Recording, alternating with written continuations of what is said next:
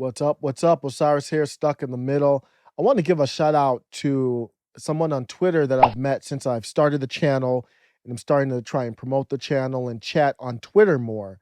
His name is Robert, goes by AssMonkey1962. On Twitter, we've had some good discussions. This is a shout out of appreciation to him and really a strong example of why I think we need to step outside of our echo chambers and we can actually have some good conversations. We've talked about sports. I think I've converted him over to being a Browns fan. I just kid, at least secondarily to his Seattle Seahawks.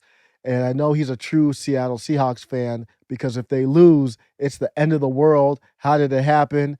No, but I'm just kidding. Seattle's a great organization, great fan base. I've always liked Seattle. So we talk about sports, but then we talk about politics too. This dude makes me laugh. Let me give you an example. I tweeted, if the GOP can't beat these heavily flawed candidates in Ossoff and Warnock and Georgia, no less, it's time to invest in a mirror and do some serious soul searching. So Robert replied, how can you do soul searching when you have no soul? And that's one of those tweets that just ends the thread over. Good point. Or we can take the path of socialism that radical liberal Raphael Warnock wants to bring to our country. Does it look like she has soul? Robert tested me on this tweet, which I really appreciated. I said, progressives have a California problem. Say what you want about the reality, but the perception is Dems get their way and the state is taxed to hell. They're anti-business. Leadership is hypocritical and unconstitutional. Other than that, everything looks to be great. Robert replied, question for you though. Does pro-business equal anti-worker? Like used cars want to be pre-owned. Like the ultra-rich want to be called job creators.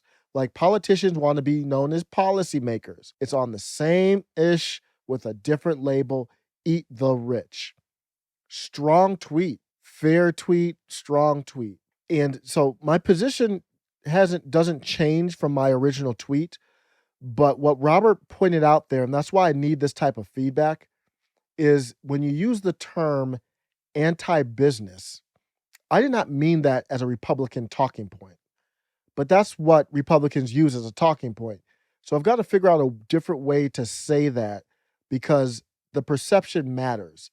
If you say anti-business, some people will translate that completely fair into anti-worker. Get it? Now, I replied, I said, it's a great question. There has to be balance. I'm not an expert on how to find that balance. That's why I talk big picture on this channel. I'm not an expert. I don't have time. I got other stuff to do. I'm not going to be an expert in all the minutia, but I get enough of minutia to put together and see what the puzzle piece looks like when you stand up or you take a helicopter bird's eye view. And I don't know all the small details, but when I see, I had a typo here. When I see a mass exodus, it tells me they don't find the right balance. So he still wasn't buying that. He said a lot of pretty words. You spoke wonderfully, how beautifully you tap danced around the question. So stuff like that.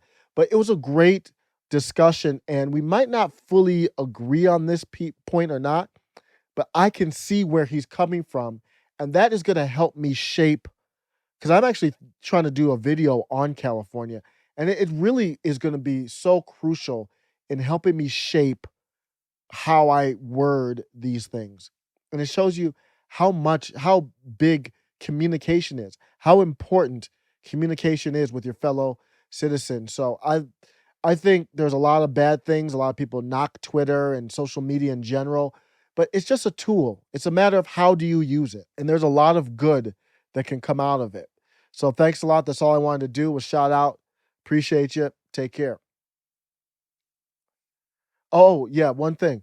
I do have for anyone who's into music, I get my music from this website called Epidemic Sounds.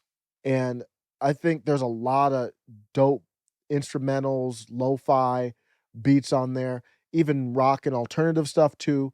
But I have another channel where I'm just gonna put just the music.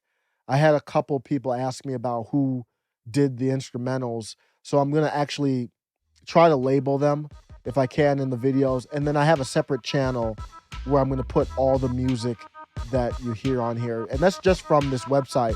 But on the website, you won't be able to listen to it unless you subscribe. So I'll just post them on YouTube so you can hear them that way.